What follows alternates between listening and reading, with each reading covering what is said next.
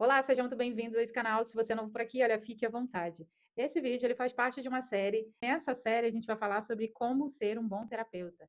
É óbvio que eu não sou detentora do saber, não é uma verdade absoluta aqui. São só experiências de uma mera terapeuta que já está aí há bastante tempo no atendimento clínico. No episódio de hoje, a gente vai falar sobre o terapeuta que não se vende. Antes de começar o vídeo, eu quero me apresentar. Olá, meu nome é Sabrina Marli, sou psicóloga terapeuta especializada em relacionamentos, traumas e desenvolvimento pessoal. E é aqui que você vai encontrar ideias poderosas, dicas práticas e reflexões profundas para você transformar a sua vida. Vamos para o conteúdo? No episódio de hoje, a gente vai falar sobre o terapeuta que não se vende. E aí, se você entendeu e compreendeu nossa reflexão do primeiro episódio, você já está aqui consciente desse primeiro episódio que foi falado. Se não, eu vou deixar o card aqui em cima para você assistir antes de dar continuidade nesse, tá bom?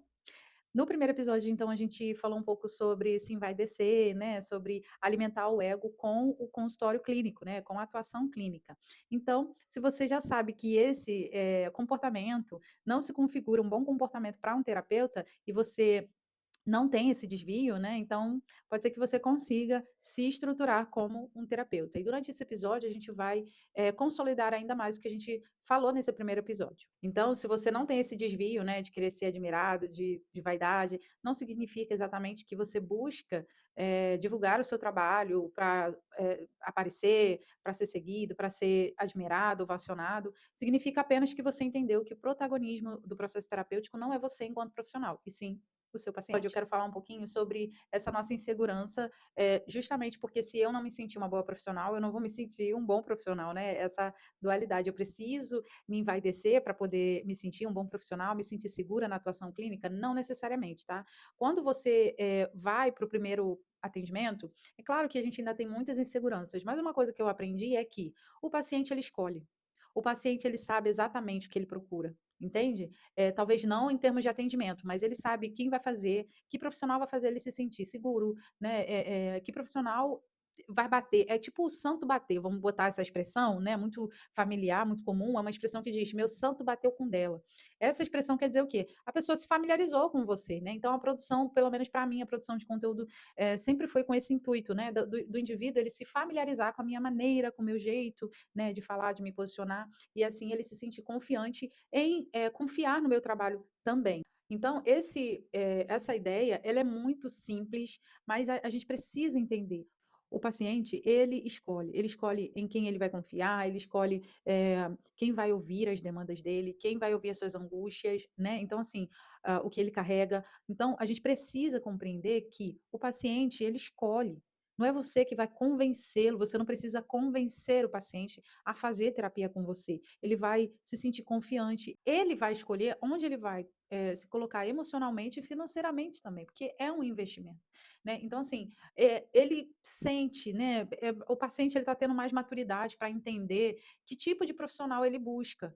E que nem todo profissional necessariamente precisa ser seu terapeuta, né? E eu estimulo muito o meu paciente, mesmo desde o início do atendimento, eu falo: olha, eu faço o primeiro atendimento, você vê como eu trabalho. Se você se identificar, a gente fecha o pacote ou a gente agenda as sessões semanalmente, né? Então, assim, é muito importante que você se sinta confiante com as suas habilidades, no sentido de você ser essa pessoa que não é orgulhosa, que não é vaidosa, que é humilde, né? E saber que se o paciente não te escolher, isso não significa que você seja um profissional ruim. Porque, assim, em algum momento, se o paciente ele estiver te fazendo uma entrevista com você para ver se você vai ser o profissional que ele vai escolher, a gente acaba se sentindo, como eu já me senti, né, constrangida, mas por que ele está me perguntando isso, né? Eu acho que saber onde você estudou, saber qual é a sua abordagem, como que você trabalha, isso é bem normal. Isso, na verdade, é o paciente tentando entender se você é um lugar seguro para ele, se ele pode se abrir realmente com você. Então, esse primeiro contato com o paciente precisa ser explorado de uma maneira genuína, de uma maneira transparente, de uma maneira tranquila, sem você tentar performar para ele como um excelente profissional de 30 anos. Gente, habilidade não se forja, habilidade, ser terapeuta não é algo que a gente consiga manipular, entende? Ou você é ou você não é. Você está querendo que o paciente te vanglorie. Ai, nossa, que inferências legais. Eu sempre falo para o meu paciente: nossa, olha como você está percebendo melhor, olha como você evoluiu. Eu sempre jogo para o meu paciente que ele é o maior responsável e eu sou a ferramenta dele. O protagonismo é do paciente, não é nosso enquanto terapeuta. E é isso que o livro fala, né? O livro que eu trouxe aqui como referência, Cartas a um Jovem Terapeuta. Se você está buscando a profissão por vaidade, por reconhecimento, não é o lugar ideal para você, tá? Recentemente, uma paciente me procurou para vocês entenderem como que funciona, né. E ela pegou e perguntou sobre os meus estudos e tudo mais, disse que, ser um profissional intelectualizado era importante para ela e tudo bem, né. Eu acho que, isso era uma prioridade para ela, né. Então eu acabei respondendo para ela: "Olha, eu fiz isso, eu fiz aquilo, a minha abordagem é essa e tal, a minha formação". Mas para ela o estudo era muito importante, então acho que ela queria ouvir que eu era doutora e mestre, não sei o quê, e eu não sou. Eu não ia falar para ela que eu era isso, que eu era aquilo, só para ela fechar a sessão comigo, né. Mesmo respondendo tudo, ela ainda não se sentiu segura, até porque eu não alimentei: "Olha, eu estudei em tal lugar". Não, para mim é indiferente, até porque a terapia a gente já falou aqui, né, é muito mais do que teoria. E aí mesmo respondendo tudo, ela assumiu, ela não respondeu mais, enfim, e tudo bem. Porque na cabeça dela, quem faria realmente efeito para ela, quem, ajudaria ela com as demandas dela, seria uma pessoa intelectualizada. E aí eu me concentrei, eu já sabia eu já tive essas experiências, né, vou falar um pouquinho mais à frente, então eu já sabia que tipo de paciente ela era, eu falei assim: "Olha, a minha abordagem ela é muito científica e eu atuo, né, pautada, na ciência, né, porque a psicologia é uma ciência, mas por fim, eu entendo que a teoria sozinha não é terapia, né, então assim, eu posso saber muito, mas se eu não souber pôr aquilo de uma maneira clara para o meu paciente, não vai surtir efeito. Justamente porque eu entendi que a teoria, sem a minha capacidade de, ser empática, de acolher, de entender o paciente, e o que ele vive, e de principalmente, perceber o que o paciente está me falando, ela não funciona, ela não tem efeito, né. Então, assim, o terapeuta ele precisa sim ter, teoria na cabeça, isso aí a gente precisa, principalmente sobre a sua abordagem, né, porque se você for para o set terapêutico sem saber a sua direção, sem saber minimamente a sua abordagem, você vai se perder, né. Então, assim, a ciência, o estudo, a teoria, ela faz um processo de orientar o nosso raciocínio, de nos direcionar, porém, ela não é sozinha efetiva no processo do paciente. O que que acontece no processo terapêutico? A gente vai entendendo a dinâmica de compreensão do nosso paciente, a gente vai fazendo uma formatação, cada paciente é de um jeito.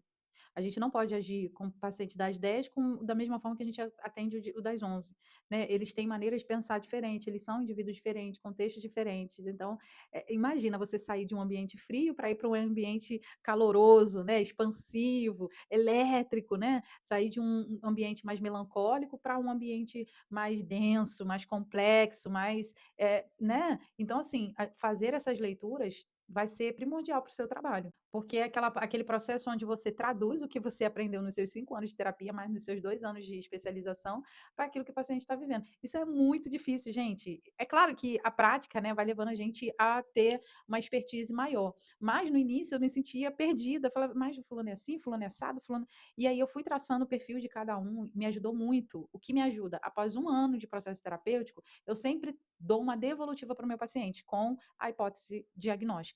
Então, isso também é importante, porque aí o paciente ele enxerga a sua trajetória e eu consigo também resumir o que que a gente fez em 1 ano e ele consegue ver até o progresso dele. Então, a parte mais teórica, mais densa é essa devolutiva que eu dou para o meu paciente. Mesmo sem ele pedir, eu dou: "Olha, tá aí sua devolutiva". Com 1 ano de processo terapêutico, o paciente ele tem uma devolutiva comigo e todos eles, nossa, eles ficam impressionados com essa devolutiva, porque aí é o processo que ele já percorreu e o processo que a gente precisa continuar trabalhando, né, que seria exatamente as estratégias de tratamento a partir daquele momento.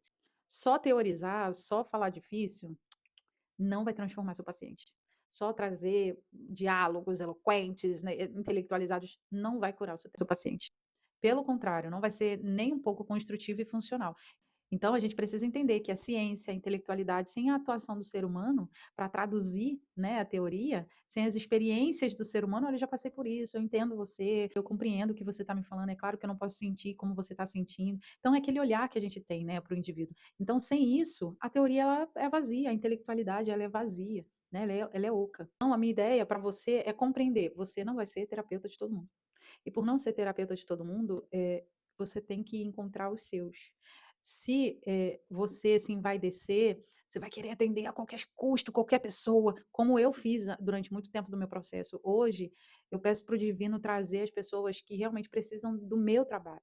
né, que vão se familiarizar com a minha maneira de trabalhar. Não porque eu seja perfeita, porque eu sou muito boa, porque isso, por aquilo, mas porque eu tenho a minha estratégia. Significa que a minha estratégia é a mais eficiente de todas? Significa que eu sou. Não, eu não sou nada, gente. É só, durante esse meu processo, eu tenho focado em me aperfeiçoar enquanto terapeuta, porque eu entendi que essa é a minha profissão. É aquilo que me traz completude, me traz satisfação, me traz o meu senso de pertencimento, do meu eu, do meu self, né? Então, eu exploro isso em mim enquanto terapeuta, até para gravar esses vídeos, calça sandália da humildade, entendendo que eu não sou detentora do saber, nem das verdades absolutas, e que, assim como eu estou aprendendo, tanto com os meus pacientes, quanto gravando esses vídeos, eu também estou tentando levar para vocês um pouco da instrução que também não me foi dada, gente.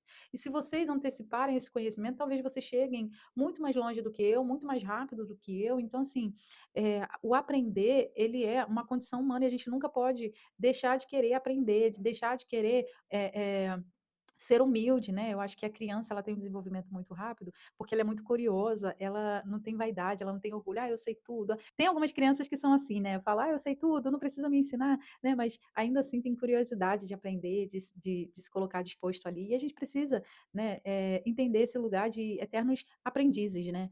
E aprender, eu via muito, né? O saber não ocupa espaço, e a gente precisa sempre estar nesse processo de evolução, porque mesmo que a gente saiba, ainda assim a gente vai precisar aprender um pouco mais. Então, é isso, a gente precisa identificar e entender que vai ter pacientes que não vão gostar da gente enquanto profissionais, não vão gostar da nossa maneira, não vão se familiarizar com o nosso trabalho, e tudo bem, isso não indica que nós somos profissionais ruins ou profissionais bom demais, né, para esse paciente. Significa apenas, gente, que a terapia não é sobre o nosso currículo, não é sobre o quanto você estudou, porque tem tantas pessoas intelectualizadas que ainda não se identificam com a prática clínica, né? É porque são questões diferentes, gente, é totalmente diferente. Saber a teoria é uma coisa, saber interpretar a teoria no comportamento dos outros é outra coisa totalmente diferente, né? Então, a terapia, ser um bom profissional não é sobre o seu currículo, é sobre suas habilidades, né? Isso principalmente. Acho que você precisa desenvolver e acho que você já tem. E nesse caso, entra a questão de não se envaidecer, de não deixar o ego falar mais alto, de não ser orgulhoso, arrogante, né? Achar que sabe tudo, né? E deixar que isso tome o lugar de acolher, de cuidar do seu paciente. Então, aplicar o que estudamos de forma humana nos nossos atendimentos clínicos é desafiador, gente, não é simples, porque a técnica sem vínculo e a ciência sem a presença, ela é justamente um processo que não se sustenta. Não adianta, a gente vai forçar, o paciente vai achar entediante, como eu já tive vários pacientes que chegaram para mim, o terapeuta só fazia isso, só fazia. Então a gente já vai ouvindo dentro da nossa prática o que não fazer do próprio paciente às vezes, né? Mas assim, acima de tudo, você precisa entender quem vai ser você enquanto profissional. Dedicar tempo para você traçar um planejamento para si próprio, né. Eu entendi que tipo de terapeuta eu queria ser, principalmente por causa da minha abordagem, tá, gente. Eu sou da área de terapia cognitiva comportamental, eu sou mais prática, mais dinâmica, trabalho com humor, né, mas também choro junto, dou risada juntos. Então, assim, a gente faz, tem essa conexão com o paciente, os meus pacientes, todos eles, eu tenho muita conexão, e eu gosto muito de ter essa conexão com eles, porque isso faz com que eles confiem no meu trabalho e fiquem totalmente à vontade numa sessão que é online, pelo telefone, né? Eu tenho, por obrigação enquanto profissional, me aproximar ao máximo desse paciente para que ele se sinta confortável, porque o formato já não é muito convidativo, né? Olhar a pessoa por uma tela e achar que a pessoa está te ouvindo, né? Então, assim, já ouvi relatos de paciente que a terapeuta é desprendida, ou está fazendo a sessão, a terapeuta está num lugar, num ambiente florestal, vamos botar numa fazenda, então, assim, cada paciente vai se identificar com um profissional e tudo bem. Então, assim, a ciência por si só, ela não, nem todo mundo compreende. Assim como tem gente que não compreende matemática, tem gente que não compreende biologia, tem gente que vai entender muito sobre comportamento humano, mas na prática não vai conseguir fazer esse desafio de traduzir o que a teoria está dizendo no comportamento do indivíduo. Então, saber não é o essencial. Então, essa é a primeira fase do paciente, ele vai escolher. Então, seja natural, seja você, seja transparente, não fica pensando muito, não. Então, não fica pensando que, eu preciso ser terapeuta de todo mundo, fica desesperado, o paciente falou com você que quer uma sessão, você, ai, eu tenho que fechar esse paciente, eu tenho que. Não, seja natural, seja leve, porque esse desespero também a gente transmite para o paciente, né? É claro que a gente não vai. se expor, se vulnerabilizar por completo diante do paciente, né? Mas a gente ter consciência de que, por mais que a gente se esforce, nem todos os pacientes vão nos querer como terapeuta, e tudo bem. Mantenha esse olhar de humildade, né? E de ser presente para o seu paciente, não se apoiar somente na teoria, mas também se colocar, nem no seu currículo, mas colocar como um ser humano, né? Capaz de compreender as demandas do outro, não porque você é um profissional, mas porque você é um ser humano, né? Então, isso é muito importante, porque se no final o paciente não te escolher, paciência, né? Não é o fim do mundo, tá bom? Vamos para o próximo tópico? O próximo tópico é sobre a presença digital com propósito. Não adianta a gente querer se expor na internet sem saber bulufas nenhuma do que a gente vai, a princípio, criar. Ah, eu quero criar um vínculo com as pessoas, eu só quero expor o meu trabalho. O que eu quero? Porque, assim, essa observação é muito importante sobre como você vai se expor nas redes sociais, divulgar o seu trabalho. E isso não é por vaidade ou porque você é vaidoso, você quer ser influente, não, é mais uma estratégia para você captar seus pacientes. Hoje em dia, as redes sociais, elas funcionam como outdoors. Um lugar onde você pode se expor e a pessoa, uma vitrine, né? E a pessoa conhecer um pouco sobre você, se familiarizar com você. A gente entende que o algoritmo e tudo mais, enfim, gente, eu entendo isso. E aí você vai precisar construir uma estratégia. Se você tiver condição de fazer isso, de investir num trabalho mais de uma profissional e tudo mais. Ou se você não quiser se expor, o ideal vai ser você construir um CNPJ, começar a trabalhar por fora, né? Então, assim, mas assim, se você quer viver da clínica online, é muito importante que você tenha um perfil, né? E mais do que ter seguidores no seu perfil, precisa ter um conteúdo claro, objetivo, né? Um conteúdo que fale quem você é. Não trabalhar somente com, eu vou trabalhar isso aqui porque isso é gatilho para a pessoa ficar no vídeo. É muito delicado você trabalhar com estratégias de manipulação para a pessoa assistir o seu conteúdo, né? Porque isso diz sobre você, sobre o quanto você quer ser reconhecido, sobre o quanto você quer que a pessoa fique ali te assistindo. E nem todo mundo vai nos ouvir, nem todo mundo vai nos assistir, nem todo mundo vai admirar o nosso trabalho, tudo bem. A rede social ela pode se tornar uma grande ferramenta para você captar seus pacientes de clínica online. Então, construa com coerência, construa com ética, né? Construa com bom senso, gerando confiança, confiança no seu trabalho, confiança em você enquanto pessoa, enquanto misturar as coisas, eu não acho legal. Existem perfis que eu fico, meu Deus, se as redes sociais é o meu ambiente de trabalho, eu vou ao máximo gerar um ambiente de trabalho ali. Né? Não que eu esteja falando que ninguém, cada um faz o que der na telha de fazer, né? Mas eu acho, enquanto profissional, eu acho que eu quero esse olhar profissional para o meu trabalho. Que olhar você quer para o seu trabalho? Precisa criar um portfólio profissional, né? Um lugar onde, mais do que fama, a gente quer mostrar quem nós somos enquanto profissionais. E a rede social pode ser uma grande aliada sua nesse processo. Então, nesse próximo tópico, a gente vai falar um pouquinho sobre o que a gente já iniciou falando no tópico anterior, que é sobre os limites e o nicho, né? Então, assim, enquanto profissional, enquanto terapeuta, isso aí eu estou te antecipando porque eu não tive esse cuidado, eu não tive esse olhar, eu não tive direção, mas eu estou te dando, né? Isso pode te fazer se antecipar a algumas coisas. Todo terapeuta, ele precisa saber quem ele quer e quem ele não quer atender. Então, assim, que tipo de pessoas você quer atender? Que tipo de pessoas você não quer atender? Justamente porque não é só sobre você impor limites, tá? É sobre você manter a ética e você, ó, sã, tá? Porque se você sabe que determinados assuntos vão te gerar gatilhos ou transferência, e você é um profissional recente, você já precisa se antecipar a algumas coisas. Então, pega o caderno aí e anota, tá? Então, assim, defina seu nicho, defina quais serão os seus limites. Olha, esse caso, esses assuntos eu não vou atender. Eu defino, por exemplo, alguns nichos para eu atender e alguns nichos que eu gosto de atender, como, por exemplo, eu gosto muito de atender desenvolvimento pessoal. Eu gosto muito de atender ansiedade, angústias, traumas. Então, esses são os casos que eu sinto prazer em atender. Tem alguns casos que eu não vou deixar de atender, mas eu me limito a atender um pouquinho de cada, por exemplo, saúde, questão de luto, né? São coisas que eu não gosto muito porque é um trabalho muito denso. Outro paciente que eu me limito a atender são pacientes borderline. Então, assim, algumas coisas a gente vai construindo. Eu não atendo vícios, eu não atendo pessoas com vícios em jogos, em drogas, não é por uma questão pessoal, tá, gente? É pela complexidade do trabalho e fazer esse trabalho online é mais complexo ainda, tá?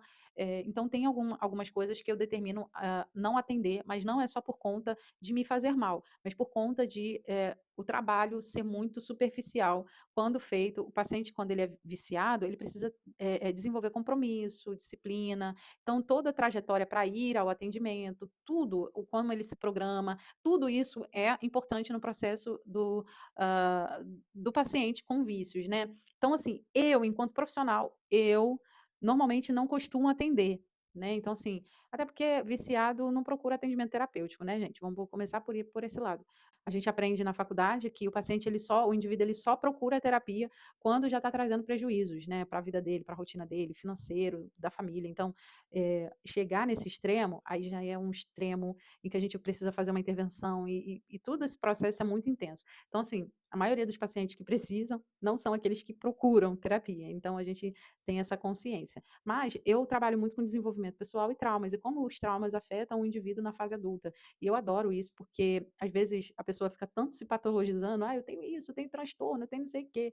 E aí a gente vai ver que a trajetória da pessoa, se ela não gerasse um transtorno, seria quase um milagre, né? Porque a vida da pessoa foi uma vida desgraçada, uma vida ferrada. Então a pessoa só estava ali tentando sobreviver, e que bom que ela conseguiu sobreviver, e a pessoa foi muito resiliente, forte. E até a força que a pessoa tem, ela não consegue enxergar. Então, eu gosto muito desse processo terapêutico que visa o desenvolvimento. Gente, é satisfatório ver que a pessoa não tinha ideia do que fazer, hoje em dia está entrando na faculdade. Se sentia pequena, hoje em dia está se desenvolvendo na carreira, né? Então, assim, é muito gratificante ver esses resultados que os pacientes conseguem.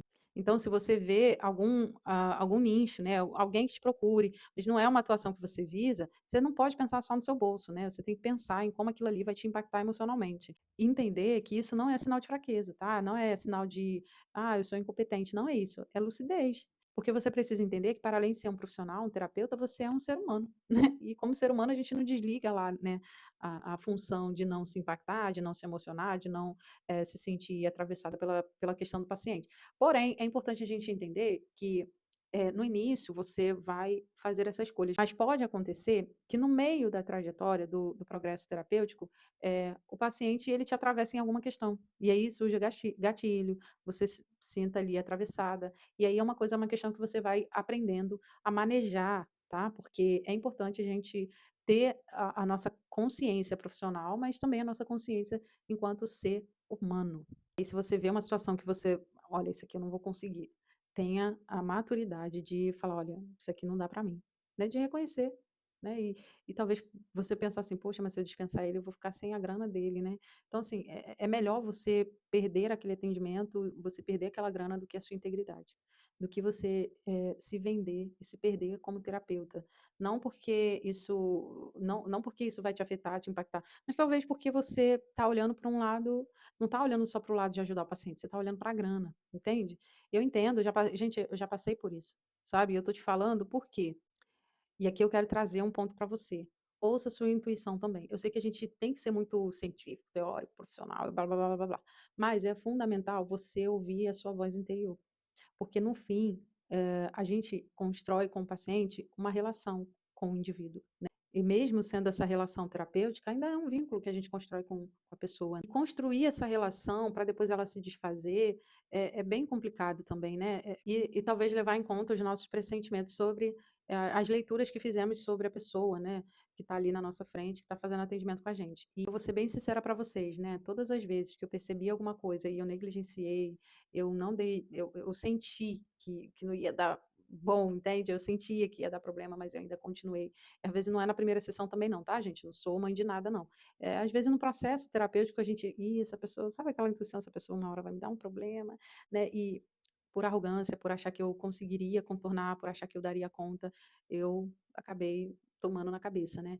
E uma das minhas ideias para você enquanto profissional é: ouça a sua intuição, porque isso pode te fazer evitar alguns processos, algumas dores de cabeça. E o que que aconteceu? Teve uma vez que eu atendi uma paciente, e essa paciente, ela em determinado momento, ela falou algo que eu não curti, né, que me atacava enquanto profissional. E aí eu virei para ela e falei assim: "Olha, se você sente isso, se você acha isso, eu acho que eu não posso ser mais sua terapeuta, eu acho que eu não vou ser mais colaborativa com o seu processo". Então, na época, eu não estava ruim, mas era uma grana, entende? Então, assim, eu já estava começando a aumentar os meus preços e eu estava saindo do atendimento social para começar a atender particular. E aí eu tive que tomar essa decisão e eu fui muito firme. E aí, gente, esse posicionamento me trouxe um resultado, porque uns meses depois ela chegou para mim, essa paciente, e falou assim: "Olha, me desculpe pela maneira que eu te tratei. Aconteceu isso, isso e isso e eu percebi nessa situação que você me falou". Então, hoje eu tenho muita, paciência em explicar para o meu paciente: "Olha, tudo bem você não concordar comigo hoje, talvez você só concorde daqui a um tempo". E aí eu já antecipo o paciente a entender que talvez o que eu esteja falando para ele ainda não chegou, não se alinhou com o nível de autoconsciência que ele tem, né. Mas eu já antecipo ele: "Olha, será que isso e isso?". E aí em algum momento, com as experiências que ele vai tendo, ele vai associando, né. Hoje essa situação me deu uma estratégia. Gente, a gente não erra aleatoriamente. A gente erra para que a gente possa acertar. Então, dentro do que eu estou falando, eu acho que, como terapeuta, eu preciso dizer: "Não tenha medo de errar, porém aprenda com os seus erros", porque são eles que irão te desenvolver para uma boa atuação na prática clínica. Justamente porque naquela altura do meu trabalho, da minha carreira, do que eu estava construindo, eu determinei para mim que eu queria pacientes desenvolvidos comigo, pacientes que confiavam no meu trabalho, pacientes que não, colocavam dúvida sobre a minha atuação. Porque para você, é claro que eu não sou detentora do saber, nem me coloco assim para os meus pacientes, quem são os meus pacientes sabe disso, eu sempre colocando impulsiono para eles, se eles acertaram: "Olha como você melhorou a sua atuação, não é sobre mim". Eu entendo que eu tenho uma função descartável no processo terapêutico do meu paciente, porque eu sou uma ferramenta.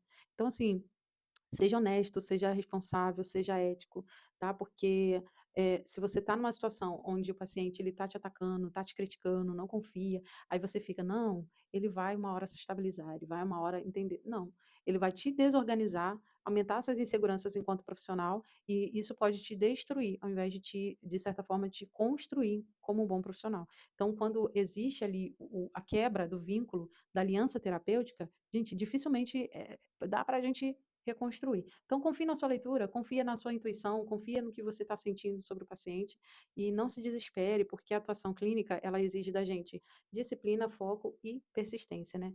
Porque se a gente não tiver disciplina para entender que é um pouquinho todos os dias e foco para entender: "Ah não, eu quero realmente atuação clínica, eu não quero desistir da atuação clínica", quantas pessoas desistem, né.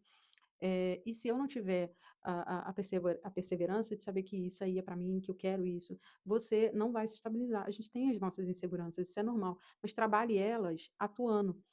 Eu durante muito tempo eu fiquei em 2 empregos, ficava atendendo online e ficava trabalhando para fora, para uma empresa, CLT, né. Então assim, existe, não tenha medo, né, de fazer tudo o que for necessário para você manter. "Ah, mas eu preciso comer, eu preciso me alimentar". Não adianta que aí você vai ouvir aquelas pessoas que falam: "Vem aqui que eu vou te ajudar a encher tua agenda". É lorota, gente, porque você vai ter paciente, mas se você não souber lidar com esse paciente, e você vai lidar com vai ter 50 pacientes na sua agenda, você vai ficar perdido, né. Então, assim, trabalhe primeiro as suas habilidades, constrói, consolide, né, a visão que você tem de você mesmo enquanto profissional. Eu era uma profissional mais, eu entendo isso, né, que eu era mais rígida, mais dura, hoje eu sou mais sensível, mais reflexiva com os meus pacientes, eu trabalho exemplos, eu sou mais aberta, eu sou então assim, fui decidindo isso com o tempo, não no estalar do dedo. O próximo tópico a gente vai falar sobre a leitura e o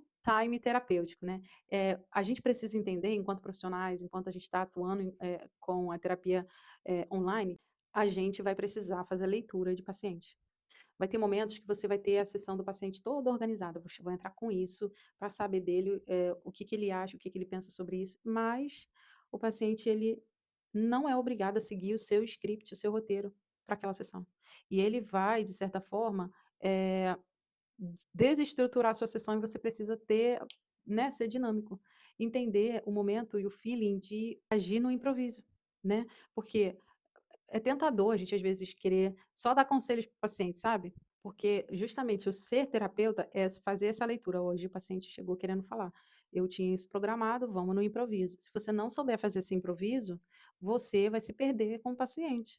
Porque um bom terapeuta, ele sobretudo, ele tem a sabedoria de perceber quando é o momento de falar o quê. Não, mas vamos continuar aqui, eu sei que você tem outra demanda, mas eu queria muito trabalhar não, gente, não é assim. Eu não corto a conexão do paciente, eu preciso manter viva, já que ele quer falar, eu vou explorando isso nele, porque dentro do que ele me falar, ele pode me trazer material. Lembra que eu falei que a fala do paciente é material para o nosso trabalho? E eu falo para os meus pacientes, eu adoro os pacientes falantes, né? Porque eu não preciso nem explorar eles já saem falando, tarararara, e eu gosto disso, né? Porque isso facilita o meu trabalho, que é a escuta, e o meu material de trabalho é a fala do paciente, né? Então, assim, é bom a gente ter essa consciência de que cada sessão vai ser uma. ah, Vai ter um improviso diferente. Gente, ó, raramente eu planejo alguma coisa e dá certo. Tipo assim, o paciente já chega com um monte de demanda, né, eu falo assim: "Não, eu vou entrar com isso, isso e isso", né. Essa semana foi um monte, falei assim: "Poxa, eu vou falar isso, isso, isso", já veio com outra demanda, aí já não dá, já corta, né, e a gente vai lidando com o improviso. Então, para você ser um bom terapeuta, você vai ter que lidar com o improviso. Sendo ético, tá, gente? Né, com consciência e com ética também, né, não dá para fazer de qualquer jeito. Assim, é uma responsabilidade minha, falar para esse paciente o que ele está pronto para ouvir. Olha que difícil. Não é um trabalho simples ser terapeuta, porque se eu falo algo que ele não tem, vamos dizer, uma caminha, né, pronta para entender, eu posso desestruturar essa pessoa. Então é muito importante respeitar o ritmo do paciente. Não queira, ultrapassar, não queira: "Não, mas eu tinha isso". Não é você, você não é o protagonista, você não é o sensei do paciente, você é a ferramenta dele. Vamos respirar, né? Deixa o paciente fluir no ritmo dele, deixa o paciente falar no ritmo dele. Também não fica explorando se ele não quiser falar, então para que que você veio aqui? Então tem terapeuta que é atrevido, né, tem terapeuta que a não ser que você tenha uma construção dessa forma com o paciente, aí já é outra coisa, né.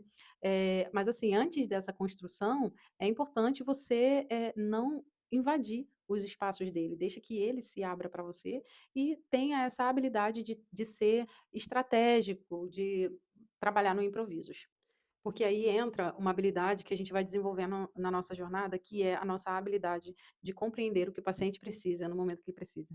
Que vai ter momentos em que o paciente ele precisa escutar umas verdades duras de ouvir, mas vai ter momentos em que ele só vai querer colo, só vai querer ser acolhido. Ele não vai querer ouvir o quanto ele está incoerente ou sei lá o quê. Ele vai querer só que você escute. Vai ter pacientes que às vezes o silêncio entre vocês vai ser muito mais do que o silêncio, né? Vai ter coisas subentendidas ali, né.